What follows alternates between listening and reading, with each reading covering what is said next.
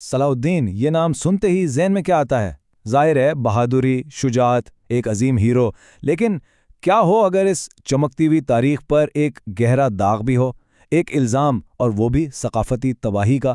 چلیں آج مل کر اس تاریخی معمے کو حل کرنے کی کوشش کرتے ہیں۔ اور یہ کوئی چھوٹا موٹا الزام نہیں ہے، ذرا اس بات پر غور کریں کہ یہ ایک منظم، سوچی سمجھی تباہی کی بات ہو رہی ہے، ایک ایسا دعویٰ جو صلاح الدین کی پوری شخصیت کو، ان کی پوری میراث کو کٹہرے میں کھڑا کر دیتا ہے۔ تو سوال یہی اٹھتا ہے، کیا یہ مشہور کہانی سچ ہے؟ کیا واقعی صلاح الدین کتابوں کا دشمن تھا، یا پھر حقیقت کچھ اور ہے، کچھ زیادہ پیچیدہ؟ چلیں پتہ لگاتے ہیں۔ اچھا، اس الزام کو سمجھنے کے لیے ہمیں تھوڑا پیچھے جانا پڑے گا، 12ویں صدی کے مصر میں، جہاں اقتدار کا کھیل ایک بہت ہی دلچسپ موڑ لے رہا تھا۔ تو اس وقت میدان میں دو بڑے کھلاڑی تھے۔ ایک طرف تھی فاطمی خلافت، جو بس اپنے آخری دن گن رہی تھی، اندر سے بالکل کھوکھلی، اور دوسری طرف صلاح الدین کی نئی نویلی پرجوش ایوبی سلطنت، جس کے پیچھے شامی فوج کی پوری طاقت تھی۔ اور فاطمی سلطنت کی کمزوری کی وجہ یہ تھی کہ وہ اندر سے ہی ٹوٹ پھوٹ کا شکار تھی۔ سوچیں، تخت پر ایک بچہ بیٹھا ہے اور اصل طاقت ان وزیروں کے پاس ہے جو خود ایک دوسرے سے لڑنے میں مصروف ہیں۔ ایسے میں یہ تو کسی بھی بیرونی طاقت کے لیے ایک کھلی دعوت تھی کہ آئیں اور قبضہ کر لیں۔ اور صلاح الدین نے اس موقع کا بھرپور فائدہ اٹھایا، اور کیا تیزی سے! آپ دیکھیں، صرف چند سالوں میں انہوں نے پورے مصر پر اپنا کنٹرول جما لیا۔ 1169 میں وزیر بنے، اور صرف 2 سال کے اندر 1171 تک پوری فاطمی خلافت کا باپ ہی بند کر دیا۔ یہ کوئی معمولی بات نہیں تھی، یہ ایک بجلی کی سی تیزی سے کی گئی سیاسی تبدیلی تھی۔ ٹھیک ہے، تو یہ تو ہو گیا سیاسی پس منظر۔ اب آتے ہیں اپنے اصل سوال پر۔ ان عظیم فاطمی لائبریریوں کا، ان کتب خانوں کا آخر بنا کیا؟ کیا انہیں واقعی جلا دیا گیا، یا کہانی کچھ اور تھی؟ اور یہاں آ کر کہانی کے 2 رخ سامنے آتے ہیں، ایک ہے افسانہ اور دوسرا ہے وہ جو اس دور کی تاریخ کی کتابوں میں ملتا ہے۔ افسانہ تو بڑا ڈرامیٹک ہے کہ کتابوں کے ڈھیر لگا کر آگ لگا دی گئی، لیکن جو اس دور کے مورخ لکھتے ہیں وہ کہانی کچھ اور ہی ہے۔ وہ بتاتے ہیں کہ کتابیں بیچی گئیں، صلاح الدین کے اپنے افسروں نے خریدیں، اور یہ سارا کام کوئی ایک دن میں نہیں ہوا، بلکہ تقریباً 10 سال تک چلتا رہا۔ اور اب آتا ہے سب سے بڑا ثبوت، وہ نقطہ جو اس کتابیں جلانے والے افسانے کی ہوا نکال دیتا ہے۔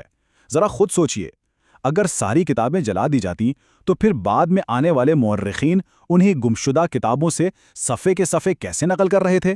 اس کا تو ایک ہی مطلب ہے نا، کتابیں تباہ نہیں ہوئی تھیں، بلکہ وہ محفوظ تھیں اور اہل علم کے استعمال میں تھیں۔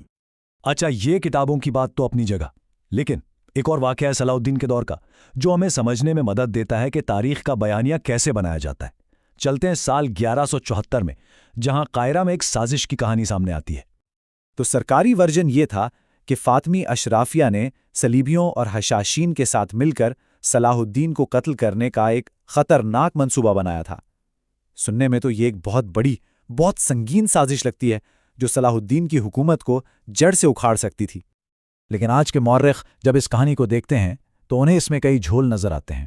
مثلاً یہ سازش ٹھیک اسی وقت پکڑی گئی جب صلاح الدین کو اپنے مخالفین کو ٹھکانے لگانے کا ایک بہانہ چاہیے تھا۔ اور پھر سزا دیکھیے، اتنی بڑی سازش کی سزا صرف جلا وطنی، یہ بات کچھ ہضم نہیں ہوتی۔ تو بہت سے لوگ یہ سمجھتے ہیں کہ یہ شاید ایک سیاسی ڈرامہ تھا جو اپنے مقاصد کے لیے رچایا گیا۔ تو ان دونوں کہانیوں سے، لائبریریوں کی کہانی اور سازش کی کہانی، ہمیں کیا پتہ چلتا ہے؟ یہی کہ تاریخ سیدھی سادھی نہیں ہوتی، یہ ہیرو اور ولن کی بلیک اینڈ وائٹ کہانی نہیں ہے، حقیقت ہمیشہ کہیں درمیان میں اور بہت زیادہ پیچیدہ ہوتی ہے۔ دیکھیں، تاریخ میں ایک چیز ہوتی ہے جسے ٹینڈنشس نیریٹو یا متعصبانہ بیانیہ کہتے ہیں، مطلب تاریخ کو ایک خاص ایجنڈے کے تحت لکھنا۔ اکثر ایسا ہوتا ہے کہ جیتنے والے اپنی حکومت کو اچھا اور ہارنے والوں کو برا دکھانے کے لیے کہانیاں گھڑتے ہیں، اور بہت ممکن ہے کہ صلاح الدین کے ہاتھوں کتابیں جلائے جانے کا افسانہ بھی اسی قسم کی ایک کہانی ہو۔ تو آخر میں اس ساری بحث کا نچوڑ کیا ہے؟ پہلی بات، شواہد اس طرف اشارہ کرتے ہیں کہ صلاح الدین نے لائبریریوں کو تباہ کرنے کا حکم نہیں دیا۔ دوسری بات، کتابوں کا خزانہ واقعی ضائع ہوا، لیکن ایک سیاسی افراتفری میں بکھر جانے کی وجہ سے، نہ کہ کسی منصوبے کے تحت جلائے جانے سے۔ اور تیسری اور سب سے اہم بات، سبق یہ ملتا ہے کہ تاریخ کی کہانی اکثر وہی لکھتے ہیں جو جنگ جیتتے ہیں۔ اور یہیں سے ایک بڑا سوال پیدا ہوتا ہے، ہم جن تاریخی حقائق کو سینے سے لگائے بیٹھے ہیں، ان میں سے کتنے واقعی سچ ہیں اور کتنے صرف جیتنے والوں کی لکھی ہوئی کہانی؟ یہ ایک ایسی بات ہے جس پر سوچنا بنتا ہے۔